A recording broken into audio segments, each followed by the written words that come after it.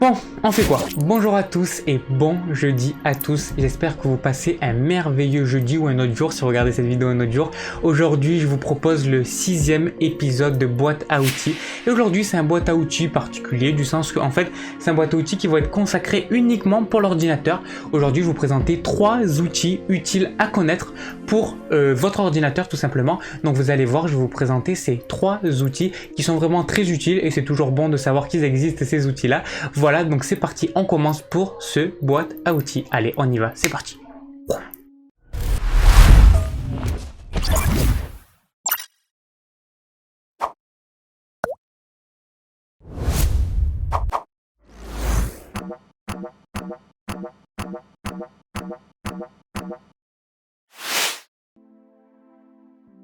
Alors, ces petits outils en fait vont tout simplement vous servir pour votre ordinateur. Ça veut dire qu'ils sont pas essentiels, mais c'est toujours bon à connaître. Et vous allez voir que ça va vous permettre d'utiliser votre ordinateur mieux. Il va soit moins ramer, soit vous allez pouvoir l'utiliser dans de meilleures conditions, par exemple pour votre santé.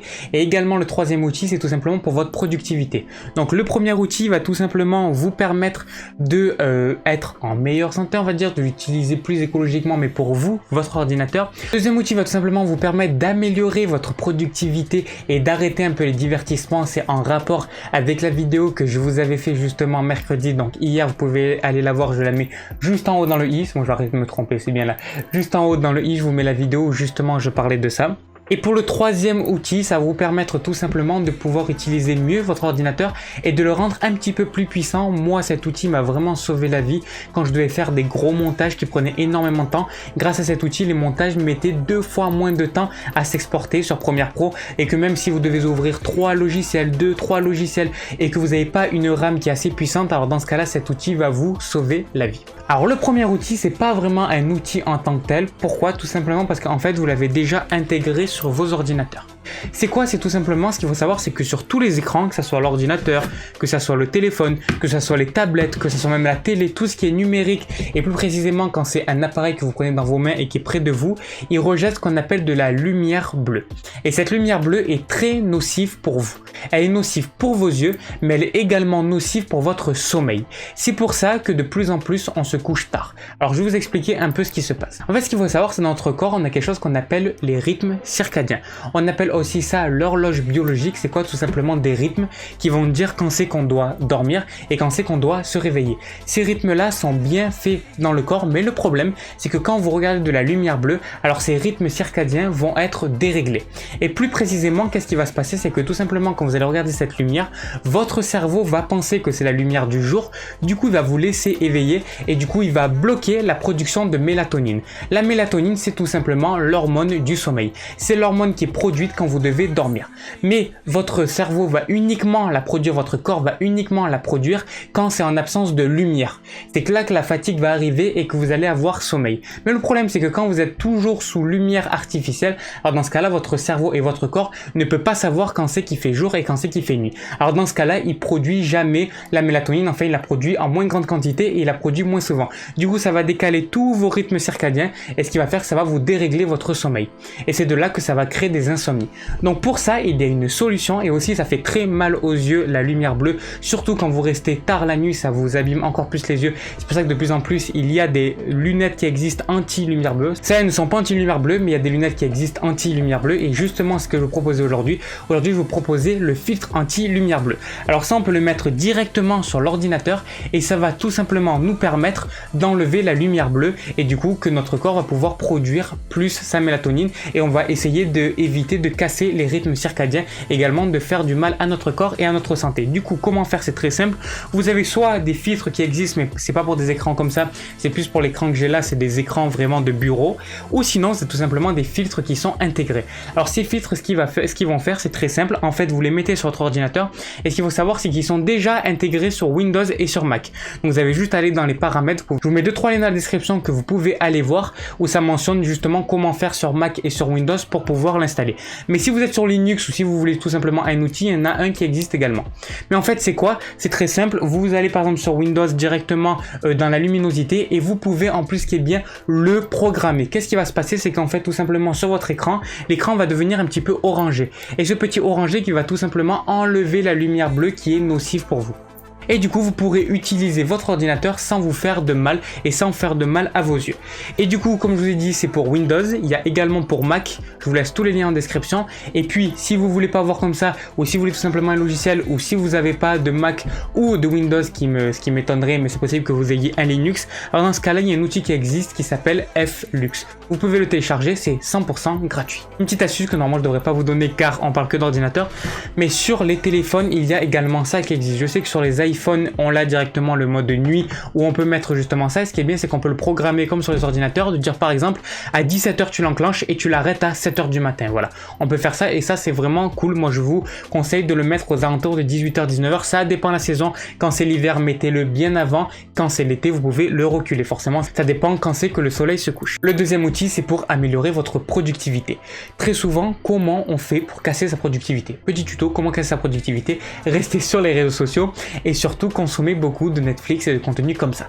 Dès que vous allez commencer à regarder une vidéo sur YouTube, vous allez plus pouvoir vous en détacher et justement, c'est ce que je vais vous montrer et c'est ce que je vous avais proposé dans la vidéo que je vous ai proposé jeudi, que je vous ai mis juste avant dans le i. Vous pouvez aller la voir et on parlait justement de ça, on parlait de divertissement et justement, je disais que très souvent, on va regarder un divertissement et après on va pas s'arrêter, du coup on va tuer notre productivité. Tout simplement instaurer des petites habitudes quotidiennes qui vous permettront de dire par exemple, ah ben voilà, uniquement le soir, moi je vais regarder du divertissement, uniquement le soir et uniquement le midi par exemple.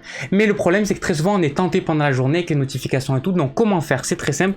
Pour l'ordinateur, je vous mets tout de suite là un tuto qui vous le montre. Vous avez tout simplement à aller, si c'est pour Windows, c'est pour Mac, je vous laisse les liens dans la description, aller dans les fichiers host qui se trouvent dans les dossiers System32. Le fichier host c'est quoi? Pour vous faire très simple, en fait c'est très facile à comprendre. Le fichier host c'est un fichier qui va vous permettre de dire quels sont les sites que vous autorisez ou non.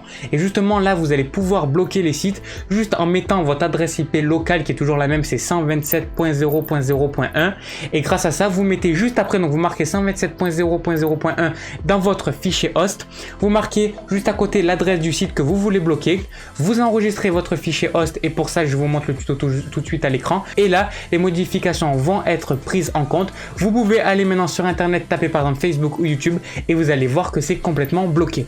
Et du coup pour le débloquer, vous avez juste à y retourner. Il y a également des tutos que je vous mets dans la description, vous pouvez aller voir, où vous pouvez bloquer à certaines heures. Par exemple entre 7h et 18h, je veux que Facebook et YouTube soient bloqués. Vous pouvez également le faire.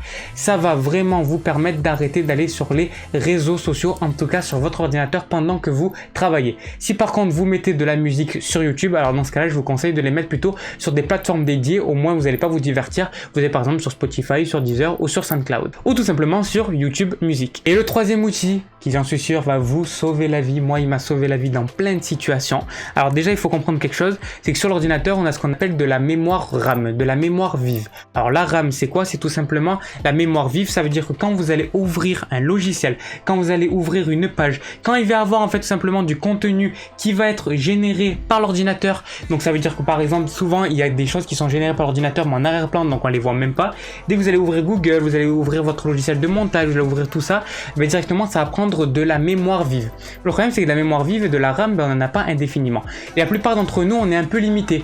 On a 4 Go, 8 Go, le meilleur c'est 16 Go. Là dans ce cas là vous pouvez faire énormément de choses. Si c'est juste des choses basiques que vous faites, vous avez besoin que de 4 Go, ça suffit. Mais si vous faites du montage et des choses qui sont vraiment lourdes et qui prennent beaucoup de mémoire RAM, alors dans ce cas là je vous conseille ce petit outil. Moi par exemple j'ai 8 Go sur mon ordinateur, mais dès que j'ouvre Premiere Pro, alors dans ce cas là je peux plus rien faire. Mon ordinateur est saturé complètement et du coup j'ai dû prendre un outil pour ça et pour gérer ça. Donc comme je l'ai dit, c'est qu'en fait il y a beaucoup de mémoire qui sont à chaque fois générées en arrière-plan. Ça veut dire que derrière il y a plein de choses qui se génèrent en arrière-plan, vous pouvez pas les voir, ils vous servent absolument à rien, ils servent absolument à rien votre ordinateur mais ils le ralentissent. Alors comment faire pour ça? Il y a un outil qui s'appelle Clean Mem Mini Monitor que vous pouvez télécharger.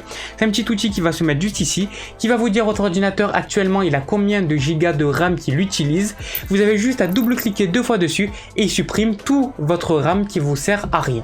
Et à chaque fois vous pouvez le faire et même si vous le faites toutes les 10 secondes, à chaque fois vous allez voir qu'il y en a qui se met en arrière-plan.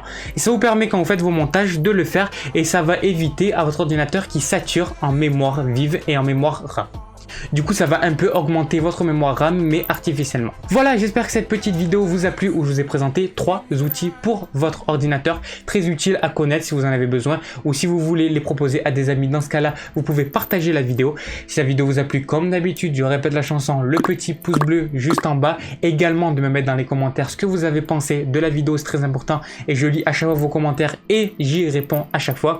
N'hésitez pas bien sûr à vous abonner à la chaîne, activer la cloche car je publie une nouvelle vidéo chaque jour. Moi je vous souhaite une très bonne soirée, une très bonne journée. Allez, on se dit à demain. Allez, ciao.